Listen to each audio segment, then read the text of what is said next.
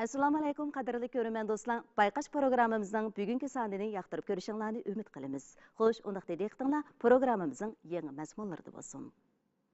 Madaniyat yodikorliklari qayta paydo qilib bo'lmaydigan insoniyat aql parasitining yaldamisi bo'lib, insoniyat taraqqiyot tarixining eng ibtidoiy, eng ishonchli va varischaligi kuchli bo'lgan moddiy paket bo'lib hisoblanadi. Biz programmamızın ilgirki sonlarida ana shu moddiy paket ajdodlarimiz aql parasitining yaldamisi. Bebaho tavarruk kuchadagi qizil ming uy haqida tafsiliy to'xtalgan edik.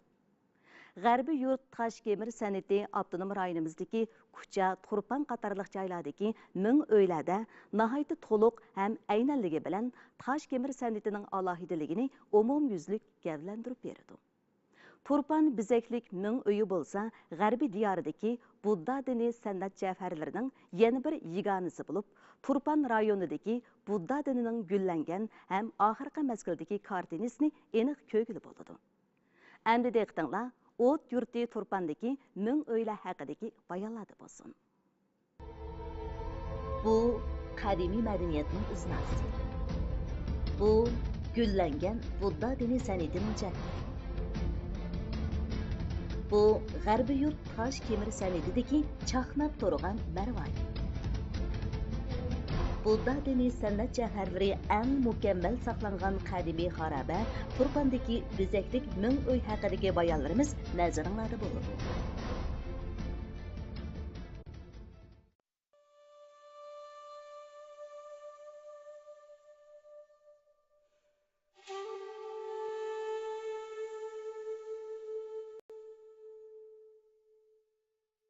Turpan o'ymonlig'ing Osiyo quruqlig'idagi tarixiy uzun, madaniyat yodikorliklari mo'l ham markazlik joylashgan bir joy. Turpandagi bezaklik ming uy bo'lsa, g'arbiy diyoridagi Budda dini san'at javharlarining biri bo'lib, u Qo'chuq Uyg'ur xonligi davridagi eng muhim, saqlanishi eng mukammal, eng vakil xarakterga ega xaroba. Asrlardan buyon bu xaroba har xil sabablar bilan ko'p qatim buzg'unchilikka uchrab, g'iribona qiyofatga kelib qolgan bo'lib, xuddi nurg'un issiq so'g'uqlarni, nurg'un tarixiy voqealarni beshdan o'tkazgan bir mo'ysifga o'xshash un-tunsiz holda tik qiyoda qad ko'tarib turmoqda. Uning so'zilib yotgan bugungi qiyofatidan qadimgi tarixning iznalarini ko'ralaymiz.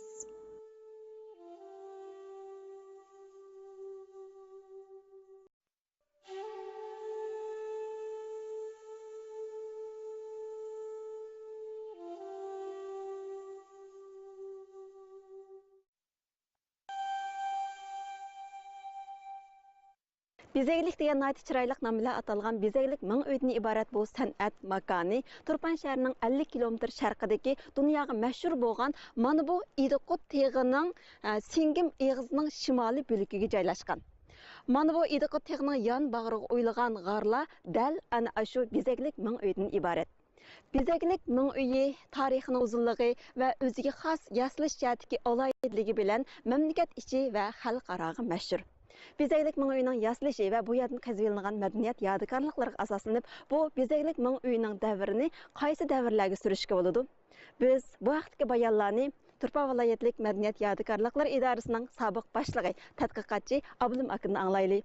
Ablim aka, yaxshimisiz? Yaxshimisiz. Hozir deb o'tganimizdek bu bezeklik ming uyi mamlakat ichi va xalqaroga noiti dangliq. Demak, bu bezeklik ming uyi qaysi asrlarda bino bo'lgan? Bezeklik ming uyi haqiqatan siz degandek chiroyli ism bilan atalgan. Bu bezeklik ming uylarininki yaslash vaqti ham ishlatilgan vaqtiga kelganda bizning olimlarimiz va ustozlarimizningki tadqiqot maqolalari, tadqiqot ahvollariga asoslanganda milodiy 4-asrda yaslashga ham ishlatilishga boshlagan. Milodiy 5-asrlarda haqiqatan ko'lamlashib, mukammallashgan. Ashundan keyin davomli ishlatilishga boshladi. Ablamka biz hozir qaraydigan bo'lsak, shu bezeklik ming uyiningki ostingi tarpi, o'ttirida bir qavat, ana ustida bir qavat, jami 3 qavatni asos qilib selingan ekan. Bu endi qurilish uslubi jihatda qanday alaylikka ega? Bu bezeklik ming uylarininki boyaga uyulishi birsi mayaninki yer sharoiti bilan moslashgan.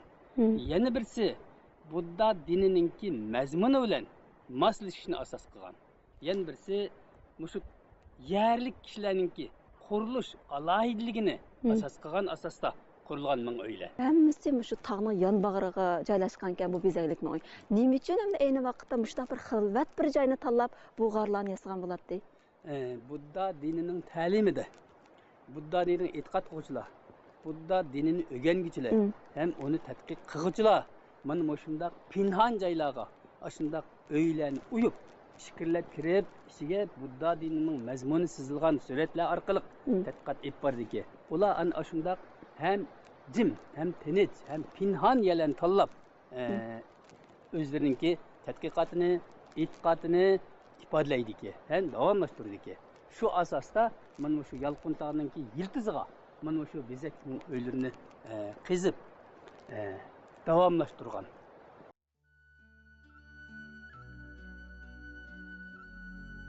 Neçə min yıllar mabaynidan Tangri tağının suyu Mo'rtuq g'olini bo'ylab, Mo'rtuq daryosida eqib, qadimiy eqinning ikki qirg'ig'ida yop-yeshil bo'stonlikni hosil qilgan.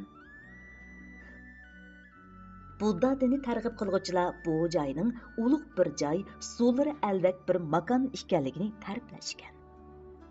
Bu yer ayni vaqtda haqiqatan bir hayotlikning eqini bo'lgan.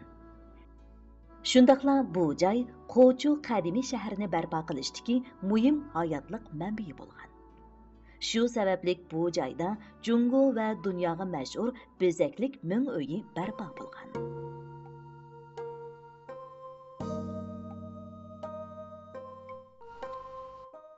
Ayni vaqtda shu qurilish jihatdagi texnikalar ancha yuqori emas ahvol ostida mushlarning mushundaq bir bezaklik ming uyni vujudga chiqarmag'im ancha oson to'xtaman bo'ladi deyapsan. Albatta shundaq. Nihoyatda yaxshi savol bo'ldi. Men mushundaq bir yordamlikqa shundaq uylarni uyib o'tirishning o'zi xatarga tavakkul qilganlik. Uning ustiga o'zingiz ko'ryapsiz. Buning mau do'qmushning o tarafidan nihoyat nurg'un shuning o'xshash ming uylar bor. Ba'zilarininki ancha-muncha suratlarning iznasi qilib qolgan joylarmi bor. Demak, mana shu 1 kilometr joyni shundaq o'zlarininki gullangan, ham o'zlari davomli e'tiqod ep bordigan, e'tiqod o'tirdigan, o'zlarining e'tiqodini tavlaydigan o'rin qilib bekitishimi shu sababdan. Ma bu qaysi qavatdagi tavan? Birinchi qavatmi yoki? Ma'ular hammasi birinchi qavatdagi tavan. Buni asli biz bayqamagan. Chet elliklarmi nurg'unni bayqamagan bu yani. 1980-yili Moşu yardımlıkta bulunup ketken topu çanglan ergdaş jarayonida bayqalgan uylar bu. Moşu dastlabda yasalgan hem şu davrlarda işletilishga boshlagan uylar moşular şu. Ma qishlar keyingi mezgillarda qaytadan o'ng'ishalgan qishlar bu. Ma'uni 2000-yillarda moşu yani qaytadan ilqi jagu qilganda Çingitish qurilish qilgan vaqtimizda boshqadan yasqa vaqtdagi nimalar mausi aslidagi saqlanib qolgan qismi. Mana mau yerda bir idishdek bir nim turdi. Bu shu vaqtdagi rohiblarninki mana mau o'stangdan suv chiqib suv saqlaydigan idishlarning biri bo'lishi mumkin. Mana shu asli piti saqlanib qolgan. Uning ustiga bu yerda asli yordamlikni işletilenden antimençe kiysaklarını koş qurilimizni hamkorlashtirib ishlatgan o'rinlar izlami bor. Chunki mening ba'zi bo'sh tuproqlarga shunday kiysaklarni qo'ygan, aslidagi chin tuproqlarni o'zib ishlatgan. Hozir bu yerda saqlanib qolgan tosh kemirlar tog' suluq xilvat joyga yasalgan. Bir qator Budda ibodatgohi bo'lib, u yana Budda munaralari, cho'ng xonliqlar, yo'l ko'rikleri, faoliyat yoki yig'ilish maydonlari qatorliqlarni mujassamlashtirgan bo'lishi mumkin. Bular yana palampay, koridor, eshik deraza, tuynuklar bilan turmushga moslashtirilgan bo'lishi mumkin. Vaqtning o'tishi, diniy e'tiqodning o'zgarishi bilan tovangi qismga qo'pirilgan binolar xonavayron bo'lgan.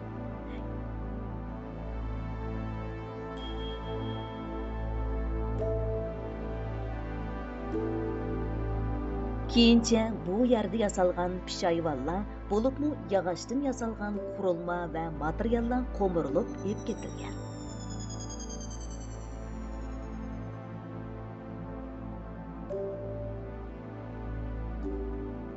Faqat taqqa ishkirlab o'yilgan kemirlar tabiatning himoyasida bu tog'lar bilan birga bugungi kunga yetib kelgan.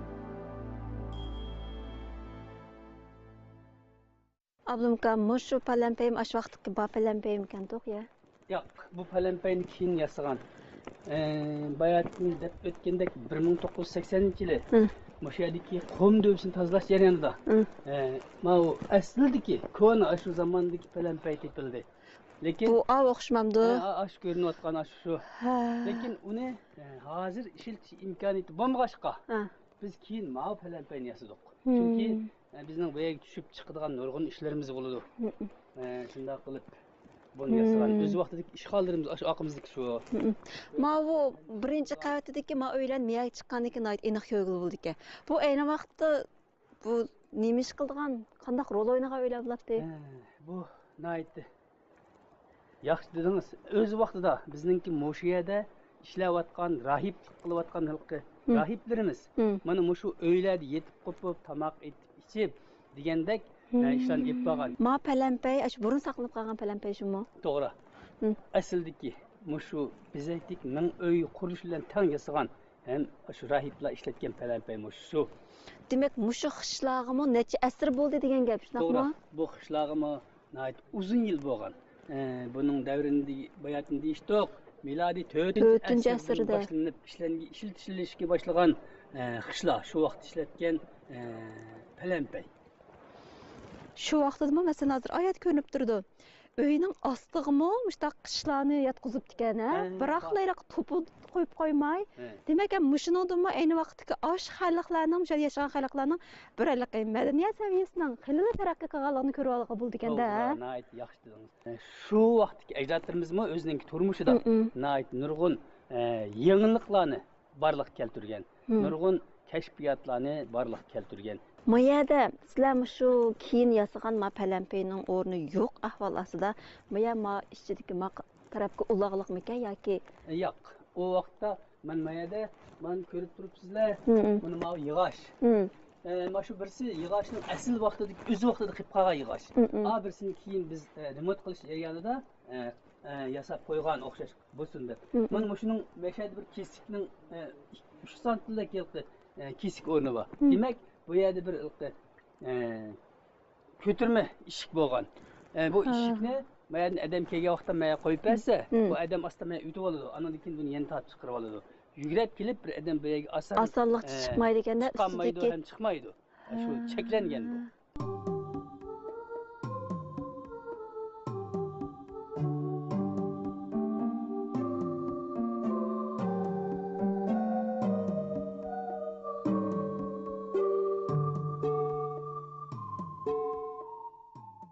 Tarixdagi sulolalarning davlatni idora qilishdagi muhim quroli sifatida Budda dini qadimgi Qo'ju xalqining kundalik turmushiga singib kirgan. 1400 yildan beri bu qadimiy Qo'juda Budda dini gullangan bir o'rin barliqqa kelgan. U bo'lsa-mu bezaklik ming uy.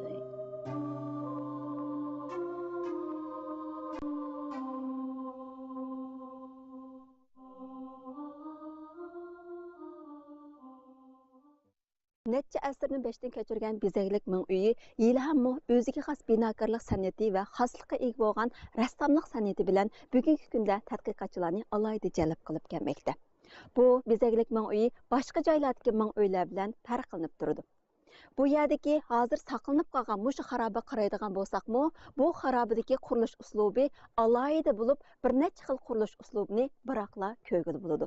Bu ayni vaqtda mushu zaminda yashagan xalqlarning bir necha xil dinlarni qabul qilish davomida shakllangan binokorlik san'atining nihoyatda aniq namoyon bo'lishi bo'lib hisoblanadi.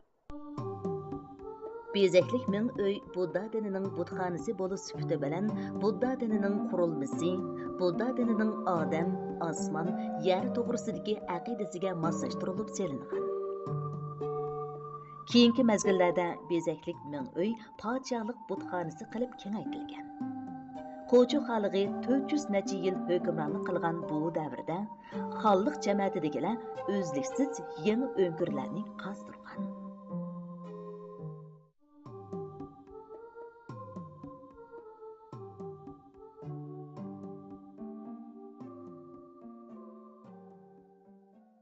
Amma ikkinchi qavatga chiqdik. Ikkinchi qavat nayt mukammal saqlangan bir bo'lak ekan, shundaqmi? To'g'ri. Hammadan mukammal saqlangan qavatda ikkinchi qavat. Bayatın degandek bu yerda 2000 kvadrat metrlik tam suratlar saqlanib qolgan. Bu yerda bo'lib olmuş ikkinchi qavatida ayni vaqtda qanday faoliyatlar olib berilgan? Asosliq Budda nomlarininki, Budda dinininki mazmuni mushu ikkinchi qavatda har bir g'orlar sızılgan. Buning ichida har xil har yangi hikoyalar bor. Tadqiqotchilarimizninki tadqiqot natijasidan qaraganda mushu Budda dinininki mushu suratlari mushu bezaklik ming o'ydan tepilgan Maitri Smith deydigan asarning sahna asarininki hikoyalarini asos qilgan deydigan ko'z qarashlarni o'tirib qo'ygan. Bu Budda ming o'ylariga sızgan rasmlar mushu yerdagi yerli xalqninki arsidan elingan. Shularni obraz qilib turib tamlaq sızgan. Bu şu vaqtning o'zida yerlik xalqlarimiz hammasi Budda diniga cho'qingan, shuning e'tiqod qilgan. Ham shuni o'zining kundalik turmushininki mezoni qilib bekitgan. Uningdan chetnab chiqib, boshqa bir ishlarni qilmaydigan darajaga yetgan.